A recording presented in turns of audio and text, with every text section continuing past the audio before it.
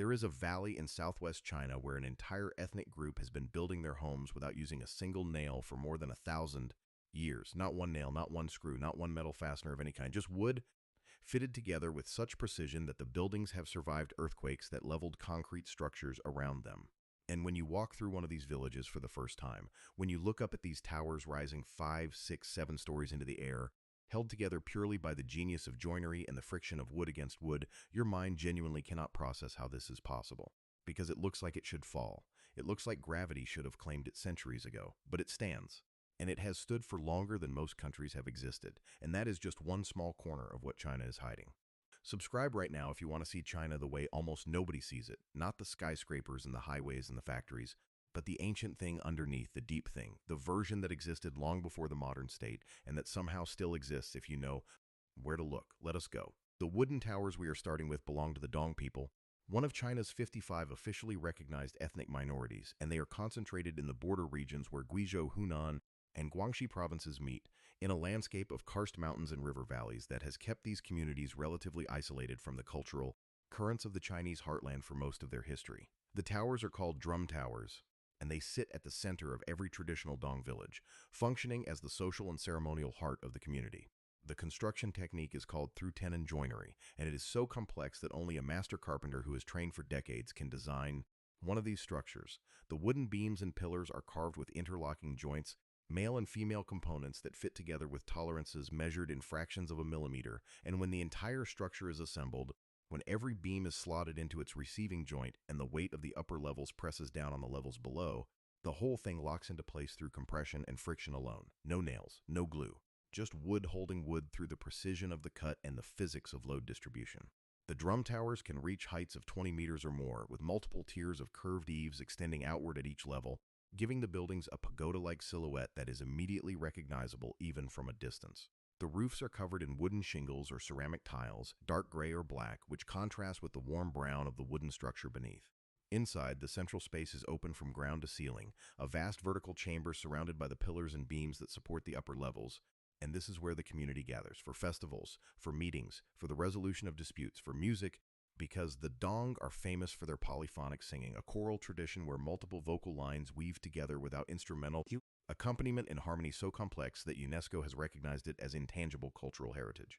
But the drum towers are only the most visible part of Dong architectural genius. The other part, the part that genuinely stops engineers in their tracks when they see it, is the wind and rain bridges. These are covered bridges spanning the rivers and streams that run through every Dong village, and they are not just crossings, they are buildings.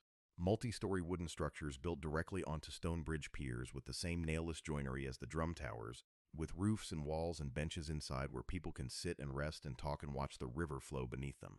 The bridges are called wind and rain bridges because they protect travelers from the elements, but that functional description does not capture what they actually are, which is architecture at the scale of infrastructure, the human desire for shelter and beauty applied to the problem of crossing water. The longest and most famous of these bridges is the Chengyang Wind and Rain Bridge in Guangxi, built in 1916, stretching more than 60 meters across the Lingxi River with 5 pavilions rising along its length, each one a separate wooden tower with its own layered eaves and carved decorations. The entire structure was built without blueprints, without written plans, purely from the transmitted knowledge of the master carpenters who designed it, and the collective labor of the community that built it. And it still carries foot traffic every single day more than a century later, the wooden beams as solid as the day they were fitted together. Now let me take you north. Let me take you to the desert. Because China has deserts that most people have no idea exist, and within those deserts are monuments to human ambition that are so vast and so strange that they feel like they belong in mythology rather than in documented history. The Mogao Caves sit at the edge of the Gobi Desert near the city of Dunhuang in Gansu Province, at a point that was once one of the most important crossroads of the Silk Road, where the northern and southern routes around the Taklamakan Desert rejoined before continuing west towards Central Asia and eventually Europe. And over the course of 1,000 years, from roughly the 4th century to the 14th century, Buddhist monks and artists carved nearly 500 caves into the cliff face of a desert gorge and filled those caves with some of the most extraordinary religious art ever created. Not 5 caves, not 50, nearly 500, each one carved by hand into the sandstone cliff. Each one plastered and painted, each one filled with sculptures and murals depicting the life of the Buddha, the previous incarnations of the Buddha, the paradises of the various bodhisattvas, the hells awaiting the unenlightened, the donors who funded the cave's creation, The monks who meditated there, the entire cosmology of Mahayana Buddhism rendered in mineral pigments on plaster over the course of a millennium by artists whose names we will never know. The paintings survive because of the desert. The dry air of the Gobi preserved the pigments in a way that would have been impossible in a more humid climate. Walk into one of the Mogao caves today and the colors that greet you, the lapis blue and the malachite green and the vermilion red and the white lead, and the gold leaf are not faded reproductions or careful reconstructions. They are the original paintings, 1,000 years old or more, still vivid, still speaking in the visual language of artists who worked by lamplight in the desert 1,000 years before electricity. The scale of the project is difficult to comprehend. Some of the caves are small, just a single chamber barely large enough for one person to sit in meditation. Others are enormous, with ceilings 10 meters high and walls covered floor to ceiling in narrative murals that would take hours to properly examine. The largest Buddha statue in the complex is more than 35 meters tall, carved directly from the cliff face and housed in a cave that had to be excavated around it. Imagine the engineering required. Imagine the planning. Imagine the decades of labor. Imagine the faith that drove it. The Mogao caves were forgotten for centuries after the Silk Road declined and the river of trade and pilgrimage that had sustained Dunhuang dried up. The caves were sealed, sand accumulated. The desert reclaimed what the desert always reclaims. And then in 1900, a Taoist monk who had appointed himself guardian of the site discovered a hidden library cave, a chamber that had been sealed in the 11th century, and that contained more than 50,000 manuscripts and printed. Documents and paintings on silk, stacked from floor to ceiling, preserved in the dry darkness for 900 years. The contents of that library are now scattered across the world, sold or stolen or traded away in the chaotic years of the early 20th century, and their dispersal is one of the great tragedies of cultural heritage. But the caves themselves remain, the paintings remain, the sculptures remain. And if you stand in one of those caves in the silence of the desert and look at the ceiling where an artist in the 8th century painted 1,000 tiny Buddhas in a geometric pattern that spirals inward toward infinity, you are looking at exactly what that artist intended you to see. The distance between you and them collapses. The 1,000 years dissolve. The painting does what it was designed to do. Let me take you to the mountains. Let me take you to a place where the mountains themselves have been transformed into art on a scale that is almost impossible to believe until you see it with your own eyes. The Hongahani rice terraces in southern Yunnan province cover an area of roughly 16,000 hectares, carved into the slopes of the Ailao Mountains at elevations ranging from about 800 meters to nearly 2,000 meters above sea level. And when I say carved, I mean carved. The Han people, another of China's ethnic minorities, have spent the last 1,300 years reshaping these mountains into a continuous cascade of rice paddies that descend from the forested peaks down to the river valleys below, following every contour of the landscape, adapting to every change in slope, creating a hydraulic system so complex and so perfectly integrated with the natural hydrology of the mountains that it functions as a single organism. There are thousands of individual terraces, maybe tens of thousands. Nobody has counted them all because the system is too vast and too continuous to count. The terraces step down the mountainside in bands of green or gold or silver, depending on the season and the stage of the rice cultivation. Cycles separated by low earthen bunds that hold the water at precisely the level required for the rice to grow. Water enters the system at the top, channeled from the forest, where the trees capture the moisture from the clouds that roll through these mountains almost daily, and it flows downward from terrace to terrace, gravity-fed, controlled by a network of gates and channels that the Hani farmers open and close according to a schedule that has been refined over centuries. The knowledge required to maintain this system is staggering. Every farmer needs to know not just their own terraces, but the terraces above and below them, because the water that drains from one family's paddy is the water that fills their neighbors. The timing of planting and flooding and draining must be coordinated across the entire community, because individual decisions have collective consequences in a system where everything is connected. The maintenance of the bunds, the channels, the forest at the top that feeds the whole system, all of this requires collective action and shared knowledge and a level of social cooperation that cannot be imposed from above but must emerge from the community itself. And it is beautiful in a way that agricultural infrastructure has no right to be beautiful. When the terraces are flooded in preparation for planting and the water lies still in the paddies, the entire mountainside becomes a mirror, reflecting the sky and the clouds in 10,000 separate fragments of silver light. When the rice is young and green, the mountains glow in shades of emerald. When the rice ripens before harvest, the mountains turn gold. The Hani villages, clusters of mushroom-shaped houses with thatched roofs, sit scattered among the terraces, connected by narrow paths that wind through the paddies, and the smoke from cooking fires rises in the early morning through the mist that fills the valleys, and the whole thing looks like a landscape painting from the Song Dynasty come to life. Now let me take you underground.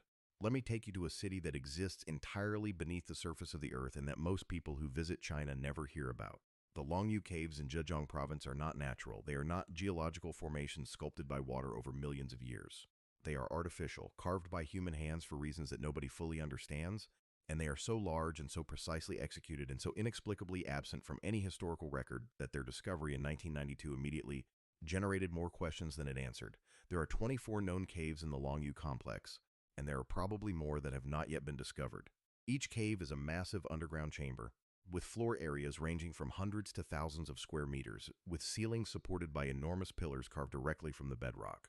The walls and ceilings and pillars are covered in chisel marks, millions of chisel marks, parallel grooves running at precise angles across every surface, creating a texture that is both decorative and functional, a pattern that may have been intended to increase the structural integrity of the carved surfaces, or may have been purely aesthetic, or may have served some purpose we have not yet figured out. The volume of stone removed to create these caves is estimated at nearly 1,000,000 cubic meters. 1,000,000 cubic meters of solid rock, removed piece by piece with hand tools, carried out of the chamber somehow, disposed of somewhere, and there is no trace of it, no spoil heaps, no debris fields, no record of where it went. The labor required would have been immense, thousands of workers over years or decades, and yet there is no mention of this project in any historical text.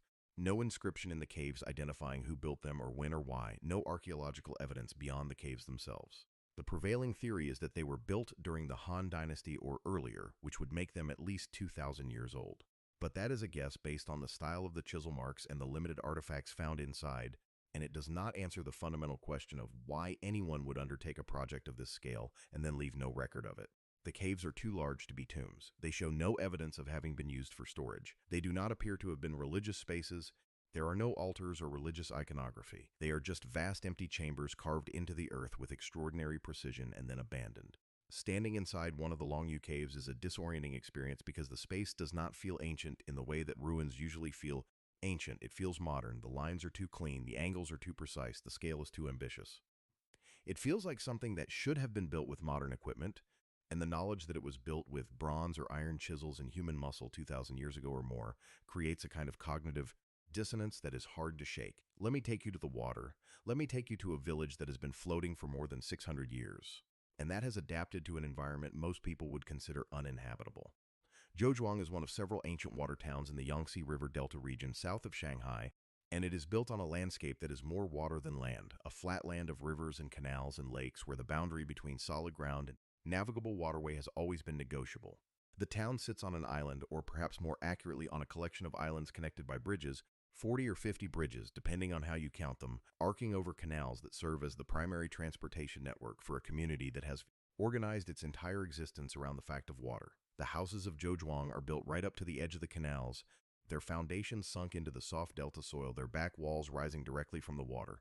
The traditional architecture is Ming and Qing dynasty, white walls and black tile roofs and wooden beams gone dark with age, with courtyards that open to the sky and rooms that open to the courtyard and narrow alleyways between buildings where two people can barely pass each other. The wealthiest families built grand residences with multiple courtyards and elaborately carved wooden screens and doorways that open directly onto the canal so that boats could pull up to the house and unload goods or passengers without ever touching land. The boats are narrow, wooden, propelled by a single rower standing at the stern with a long oar, and they are perfectly adapted to the canals of Zhejiang, which are too narrow and too shallow for anything larger.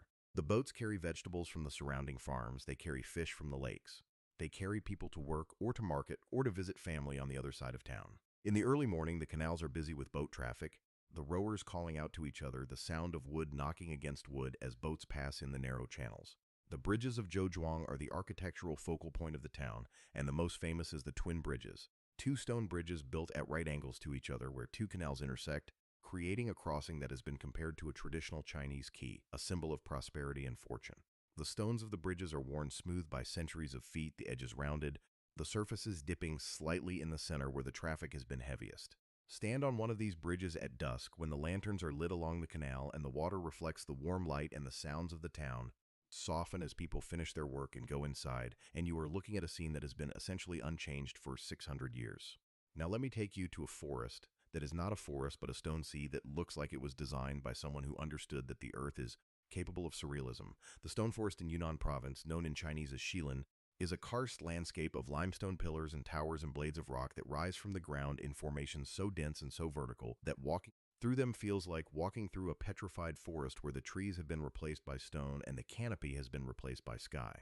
The formations are the result of millions of years of erosion, water dissolving the limestone along vertical fractures and leaving behind the more resistant rock and towers that can reach heights of 30 meters or more, packed so closely together in some areas that you can barely squeeze between them. The Yi people, the ethnic minority group native to this region, have legends about the stone forest, stories that explain the formations as the remnants of a celestial battle or as the crystallized form of ancient gods or as a forest that was turned to stone as punishment for some long-forgotten transgression.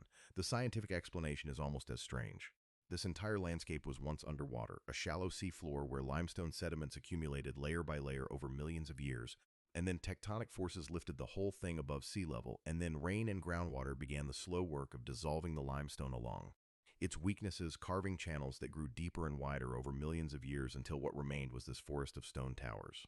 There are lakes within the stone forest, small bodies of water that have formed in the depressions between the formations, and the water in these lakes is an impossible shade of blue-green, colored by minerals dissolved from the surrounding rock. There are caves, hundreds of them, some of them vast chambers with stalactites and stalagmites and underground rivers, some of them narrow passages that require crawling to navigate. There are formations that look like animals, like mushrooms, like people, like abstract sculptures that belong in a modern art museum, and the local guides have given them names: the Stone Mother, the Phoenix Calming Wings, the Rhinoceros Gazing at the Moon, names that attempt to fix these natural abstractions into recognizable forms. The Stone Forest is not wilderness. It is a managed scenic area with paved paths and viewing platforms and ticket gates and tourist infrastructure. But the paths only take you through a small portion of the total area, and if you have the time and the permission and the local knowledge, you can leave the managed routes and walk into the sections of the forest that are still wild, still unvisited, where the stone towers rise in silent profusion and the only sound is the wind moving through the gaps between the rocks and your own breathing and the occasional bird calling from somewhere you cannot see.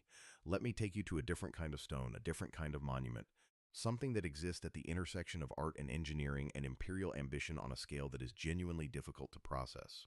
The Leshan Giant Buddha in Sichuan Province is the largest stone Buddha statue in the world, 71 meters tall, carved directly into the cliff face at the confluence of 3 rivers over the course of 90 years during the Tang Dynasty. 90 years. 3 generations of sculptors and workers. An entire hillside transformed into a religious monument so vast that it can be seen from kilometers away. The Buddha sitting in serene meditation, his hands resting on his knees, his face gazing down at the river with an expression of calm that has remained unchanged for 1,200 years. The project was initiated in 713 by a Buddhist monk named Haitong who believed that the confluence of the 3 rivers, a point where the turbulent waters created dangerous conditions for boats, was the dwelling place of malevolent water spirits, and that carving an image of the Buddha into the cliff would calm the spirits and protect the river traffic.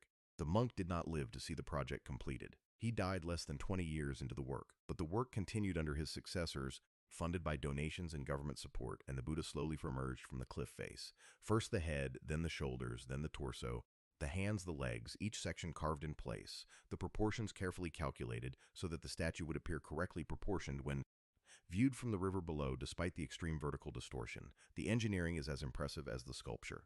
The statue is hollowed behind to reduce weight and prevent collapse. A drainage system was built into the cliff face, channels and pipes that carry water away from the surface of the statue to prevent erosion, a system that is still functional 1,200 years later and is one of the reasons the statue has survived as well as it has. The ears of the Buddha are nearly 7 meters long and were carved with internal channels that allow water to drain through them. The hair is composed of more than 1,000 individual buns or coils, each one carved as a separate element and fitted into the scalp, creating a textured surface that sheds water rather than allowing it to pool. The statue has been damaged over the centuries. Earthquakes have cracked it, pollution has stained it, the nose has been eroded by acid rain and has been restored multiple times. But it remains fundamentally intact, a 71-meter-tall Buddha carved from a cliff, sitting above the river, doing exactly what it was designed to do 1,200 years ago, which is to exist at a scale that overwhelms human perception and forces you to confront the sheer ambition and faith and organizational capacity required to transform a mountain into a god. Now let me take you to a different kind of structure, something that operates on a timescale that makes even the Leshan Buddha seem recent.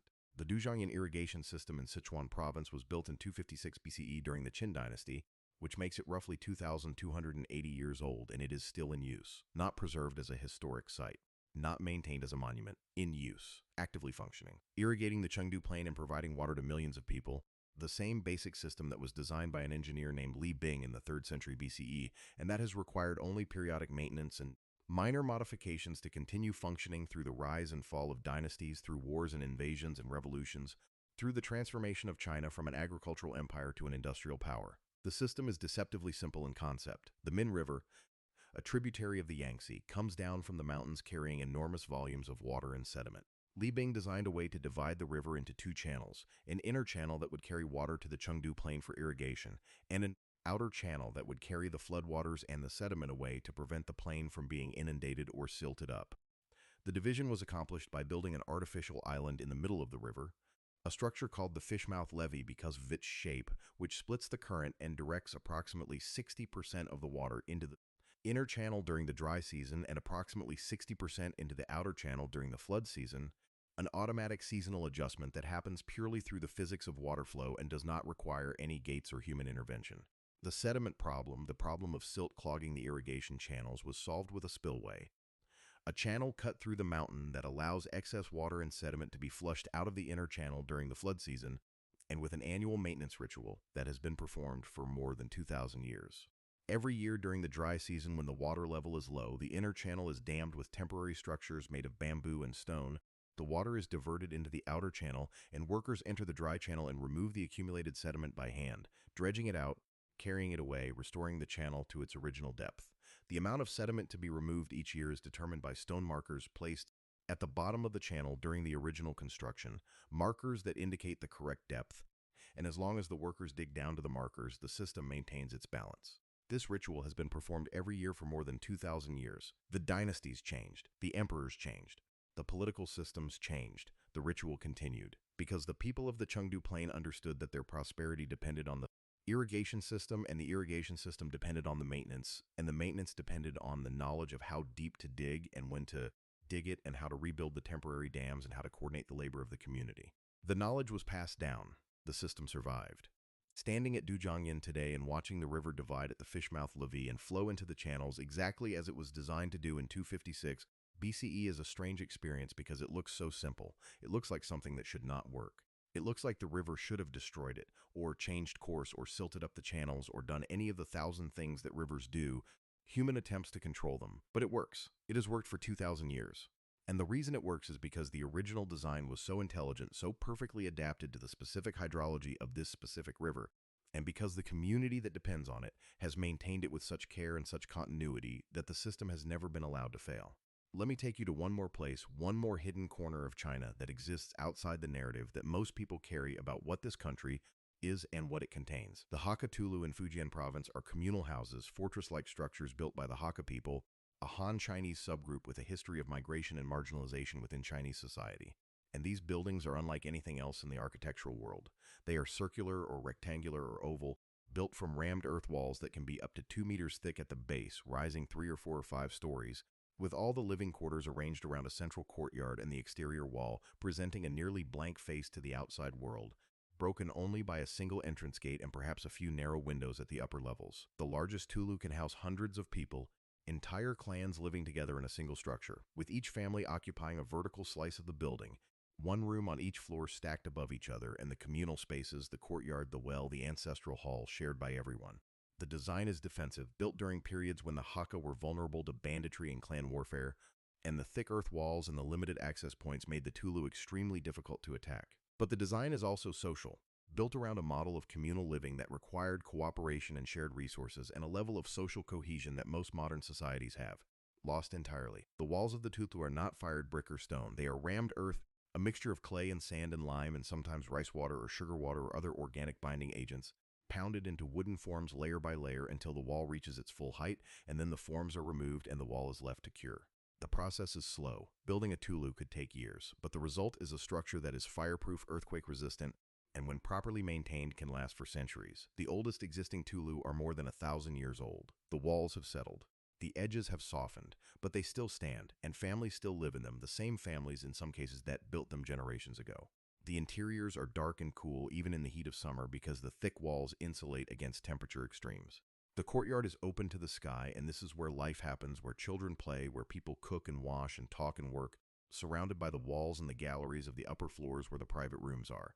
The sense of enclosure is total. When you are inside a Tulu, the outside world disappears. You are inside the circle, inside the community, inside the protection of the walls and the social structure they represent.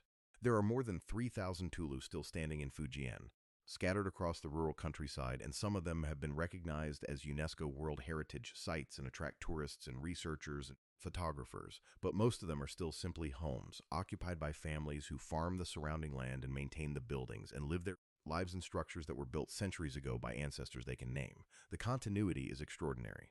The physical continuity of the buildings and the social continuity of the families that inhabit them and the cultural continuity of the knowledge required to maintain them, all of it unbroken, all of it still functioning in the 21st century. This is what China is hiding.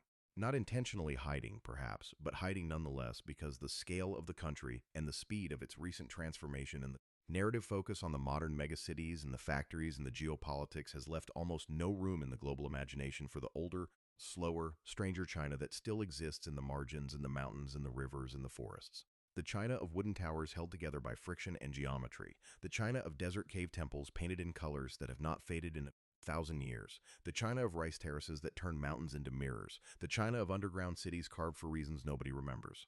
The China of floating villages and stone forests and 71-meter Buddhas and 2,000-year-old irrigation systems and communal fortresses built from earth. The China of the Dong and the Hani and the Yi and the Hakka and dozens of other ethnic groups whose languages and music and architecture and food are distinct from the Han majority and from each other, a diversity that exists within a political structure that often tries to erase it but that persists anyway, because cultures are resilient and knowledge is resilient and people are resilient. Every place we have visited today, from the drum towers of the Dong villages to the communal Tulu of the Hakka, from the painted caves of Dunhuang to the stone Buddha of Lishan, every single one is a record of a relationship between people and a specific place that has been developing for a very long time. The architecture records it, the engineering records it, the art records it, the labor records it. The knowledge of how to carve stone and manage water and build without nails and turn mountains into farmland and live together in a circle, all of that knowledge is a record. And it is fragile in the way that all specific knowledge is fragile in a world that is increasingly organized around the generic and the standardized. The young people leave for the cities. The old knowledge does not always travel with them. The buildings require maintenance that requires knowledge that is increasingly rare. The language is thin as children grow up speaking Mandarin and watching television in Mandarin and learning to read and write in Mandarin. The traditional ways of doing things are replaced by modern ways that are faster or cheaper or easier, but that do not carry the accumulated intelligence of generations of adaptation to a specific environment. This is not unique to China. This is happening everywhere. But China is large enough and diverse enough and old enough that the losses have the potential to be staggering. When a Dong master carpenter who knows how to design a drum tower dies without having fully transmitted that knowledge to the next generation, 1,000 years of accumulated engineering understanding dies with them. When a Hani community can no longer maintain their section of the rice terraces because there are not enough people left in the village, the terraces dry out and the bunds collapse and the forest begins to reclaim the mountain, and a piece of one of the world's great agricultural achievements disappears, but it is not inevitable. Their efforts to document and preserve and revitalize. There are young people who left and came back with cameras and notebooks. There are government programs that recognize the value of this heritage. There are communities that are fighting to maintain their languages and their buildings and their knowledge. And most importantly, there are still people living in these places, still walking across the wind and rain bridges, still planting rice in the mountain terraces, still maintaining the Khanats, still living in the Tulu, still keeping the whole thing alive not as a museum exhibit, but as a living culture. And that is the most important thing. Because preservation is not the same as documentation. Documentation is important. Documentation creates a record. But the most powerful form of preservation is people living their lives in the places their ancestors lived, doing the things their ancestors did, adapted to the modern world perhaps, changed in 1,000 small ways, but still fundamentally connected to the knowledge and the place and the community that made them. That is what we came to see. That is what China is hiding, not in vaults or behind walls, but in plain sight, in villages and valleys and mountains and deserts that most people simply never visit because they are not on the standard tourist route and they are not in the news and they do not fit the narrative of what China is supposed to be. But they are there and they are extraordinary and they are waiting. Subscribe if you want to see more. There is so much more where this came from. We will see you in the next